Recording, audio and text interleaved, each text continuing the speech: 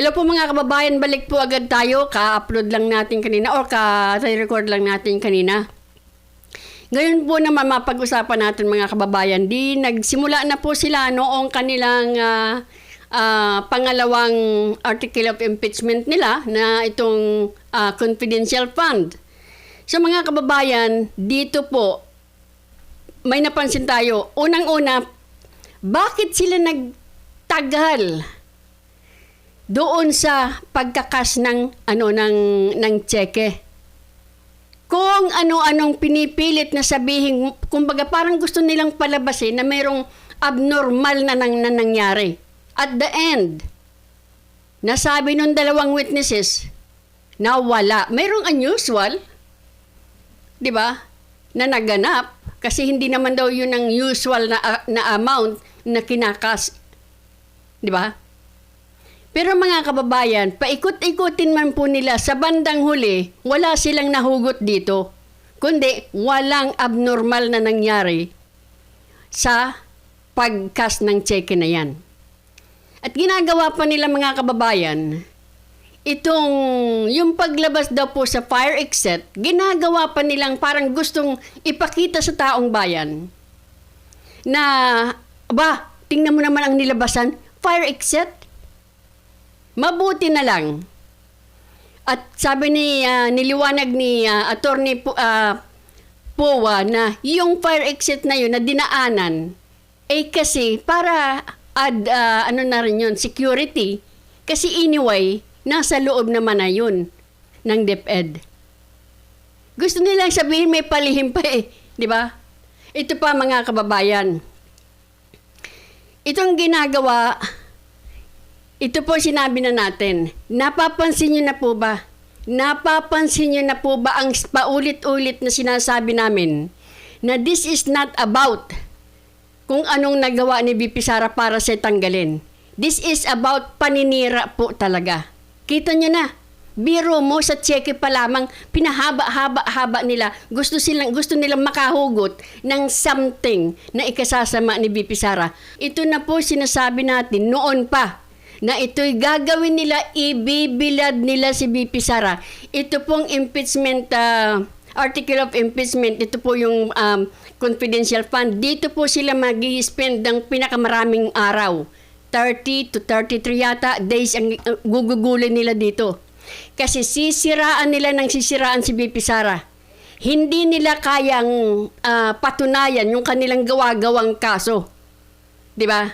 So gagawin nila kahit na mali, sasabihin nila yan. Kasi nga po, nagpupropaganda po sila sa taong bayan. Kaya wag po natin kakalimutan ito.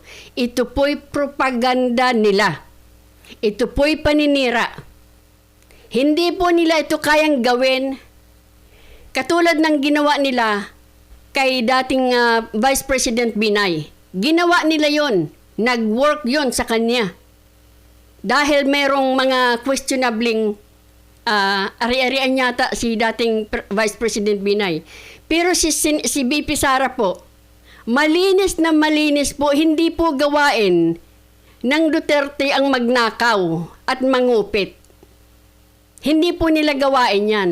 Kaya nga po, wala lang, easy lang ang defense, di ba?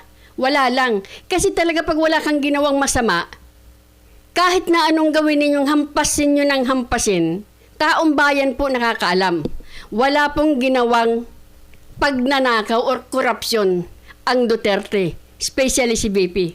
Kaya ninyo tinatanggal siya dahil hindi ninyo kayang sagutin yung mga ginawa ninyong kamalian sa bayan, sa taong bayan, sa kanya, at sa ating pera.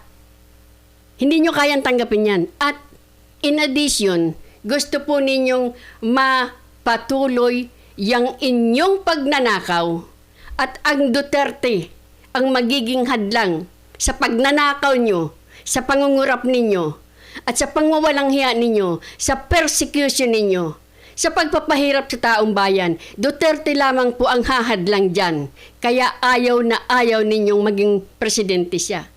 Dahil po dyan, kita na po ng taong bayan. Kaya hindi siya nilulubayan. Kaya hindi siya binibitiwan. Because if Vice President lamang po ang taong makakatulong sa ating bayan at mag-aahon sa kahirapan. Yan po ay totoo.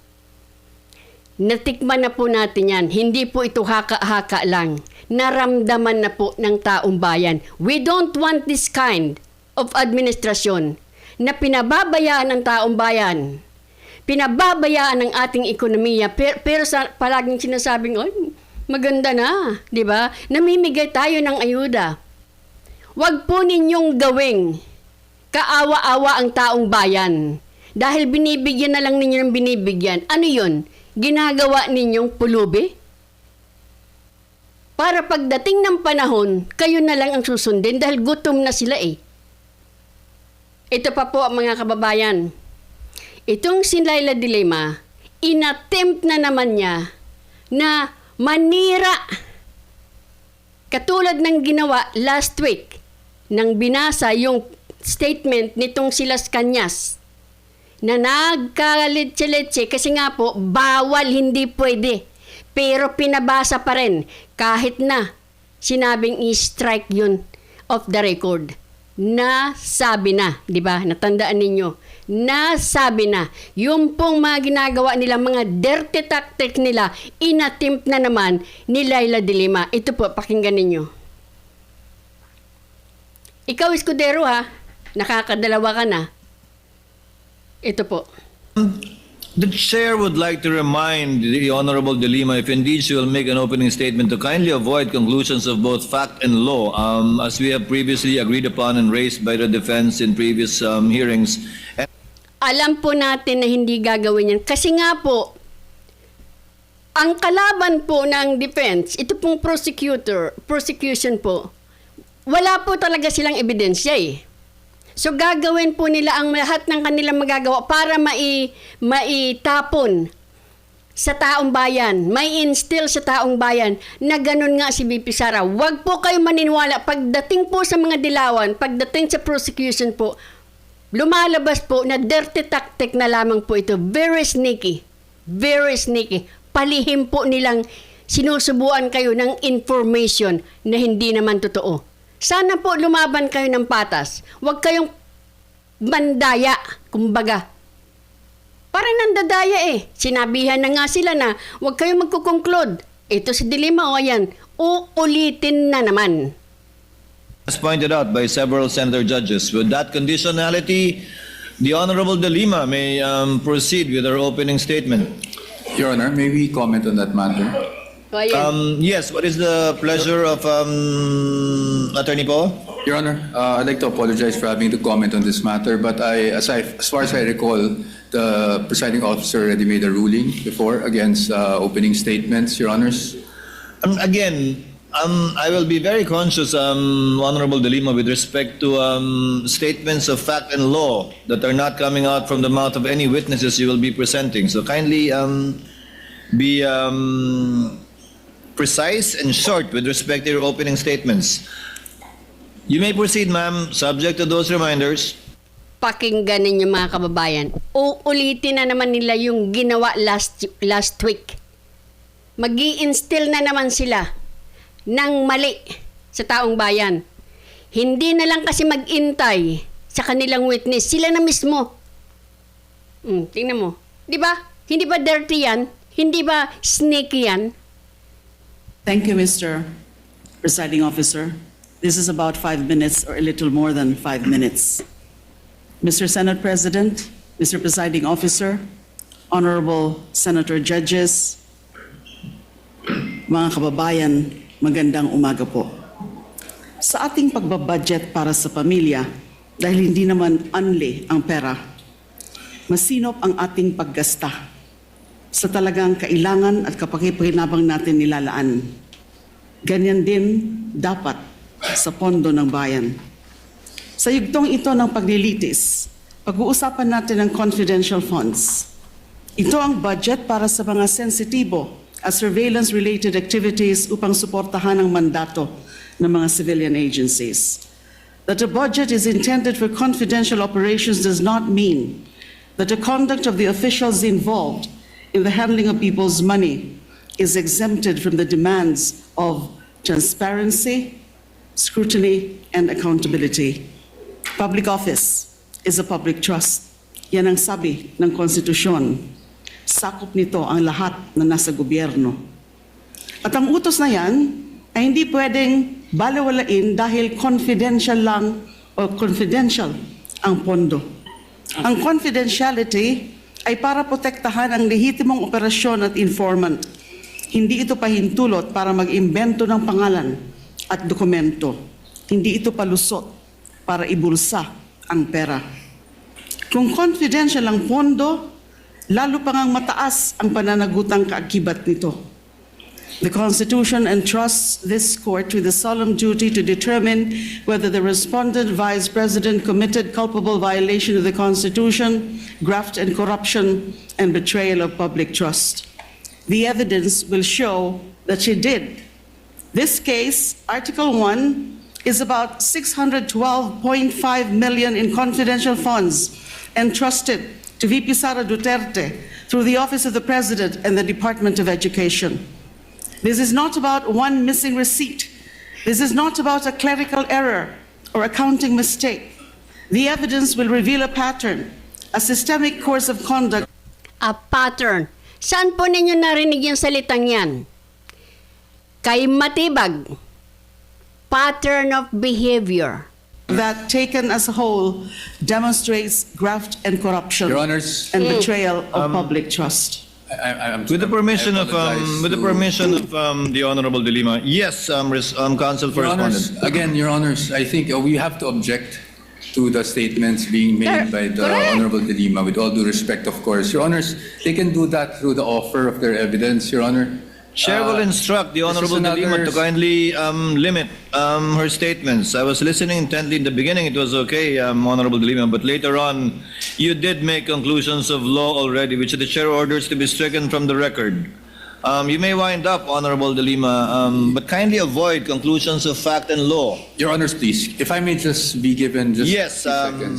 Your Honors, ang naging problema natin nung huling pagkakataon na pinayagan natin yung ganitong statement at sinasabi na nga ng presiding officer is kahit naman i-strike off the record natin, narinig na po at nasabi na. So to allow, Your Honors, again, a continuation of such is really goes into the matter of fair play, Your Honor. Tama. Kasi, sabi kaya nga sabi ko nakakadalawa ka na, Escudero. Kaya nga sabi ni Atty. Pua, kahit naman na-strike na yan, tanggalin na yan sa record eh. Narinig na ng tao eh. Ganon din po yung ginawa nila last week. Nung binasa nila, yung illegal, hindi dapat basurang statement na galing kay Las Cañas, pinabasa pa rin. So kahit na po tanggalin yan, kahit na po sabihin na huwag ninyong paniwalaan yan, dahil yan ay ginamit lamang ng kanilang investigasyon. Ang problema doon nga, naisabi na po yan sa publiko. Marami nang nakinig. Sinong magsasabi na, wag daw nating paniwalaan yan? Yan po ang sinasabi ni Atty. Pua. Kahit tanggalin man ninyo sa record yan, nasabi na. Same thing as last week. Pambihira ka naman, Escudero. Nakakadalawa ka na pinalulusot mo. Sa totoo lang. Honorable De Lima, Again, with all due kindly respect, wind up. Again, you were forewarned beforehand to kindly limit your statements. Hindi yan makikinig. Kasi they don't care because alam niya kung gaano ka kabait. Alam niya kung gaano mo sila pinagbibigyan. Alam nila yan. Hindi ko alam kung bakit lagi silang pinapalusot. Hence, you are faced again with a similar situation. Kindly wind up, Honorable De Lima, and call your witness. Hindi ko naman po sinasabi na si Escudero ay completely unfair. Fair naman po siya, kaya lang marami tayong nakikita na dapat hindi na yan, di ba? Tulad nga noon, pinilit isaksak yung sinasabi na nga po na hindi dapat ipinabasa sa madla sa TV yung statement na basura, unsigned, notarized. Basura. Pero pinayagan pa rin. Hindi ba't nagalit si Senator Pia Cayetano? Na sinasabing, Your Honor, magde-design tayo sa ganitong klase. Na basura nga eh. Diba? So, dirty tactics po talaga ang ginagamit. Remember that. Remember din po na sinabi natin, ginagawa nila ito para masiraan si VP Sara. Because hindi po nila kayang patunayan si VP Sara ay gumawa ng pagkakasala enough na siya ay tanggalin ng ilan lamang congressman, dilawan at makakaliwa. Sila lang po ang may gustong magtanggal kay VP Sara. Wala po siyang ginawang kasalanan at sigurado ko kung doon po wala silang napatunayan sa grave threat. Dahil yung tatlo nilang witnesses, dalawa, may mga may mga kaso pa, pabago-bago, 'di ba? Tapos si Matibag naman, sabi nga, yung mga sinabi niya, wala naman pala siyang personal knowledge. Kaya nga sabi ni Attorney Binluan, ano to? Hearsay. Anong ibig niya sa Tagalog? Gossip. Sabi-sabi. Chismis. Yan ang witness na presenta nila. So gagawin talaga po nilang gagawin nila. Nakakalusot sila kay Escudero eh. Ang dami pong malalampasan sa aking opening statement because Yes, this is but supposed to be an again, overview it is the of the court's case, position the overview of the evidence. to let the witnesses speak, not the counsels, insofar as the evidence is concerned or conclusions of both fact and law. Kindly wind up, Honorable Lima. I submit to your honors, and so I will wind up. Ingat, ingat. Kung ano naman sasabihin Kapag yan. ang isang impeachable officer, tulad ng pangalawang Pangulo, ay nabuso ang kapangyarihan sa paraang sumisira sa accountability Same o objection, Your sumusuway Honor. sa pananagutan, dapat pa ba siyang pagkatiwalaan? Dapat pa ba siyang manatili sa pwesto? When the Filipino people entrusted their money to Vice President Sara Duterte, was that trust honored? That question will not be answered by politics, by general denials, by press releases. It will be answered by the witnesses, by the documents, by audit, and by the evidence, and the prosecution is ready to present it. Sa Bakit dada ka ng dada? Ipipresent pala yan ng document, ng evidence at ng witnesses. kabuuan ng ebidensya, makita ang hindi lang mga simpleng irregularidad ang nangyari. Objection, Your Honor. Malinaw Again, ito. objection, Your Honor. Honorable Ang De Lima, I would have to sistematikong stop paraan. you. This is out of I would line. have to stop you at this point. The continuing objection of the respondent is duly noted. I would have to stop you at this point. And I have to my stop due now. apologies, but kindly call your witness already. Thank you, Your Honors. I submit. Thank you very much. Pahiya ka, no? So, yan mga kababayan. From now on, mga kababayan, lagi nating titingnan kung gaano sila ka-sneaky, very sneaky. Hindi po sila natatakot kay Escudero. Hindi sila natatakot sa batas. Hindi talaga. Alam nila, nasa side nila ang administration.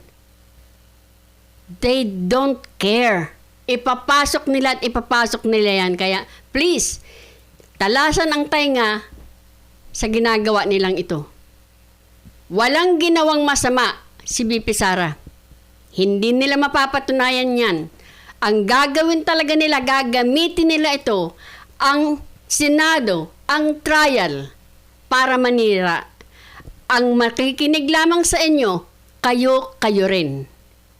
Kami, solid kami.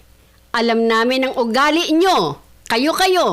At alam din namin ang ugali ng Duterte.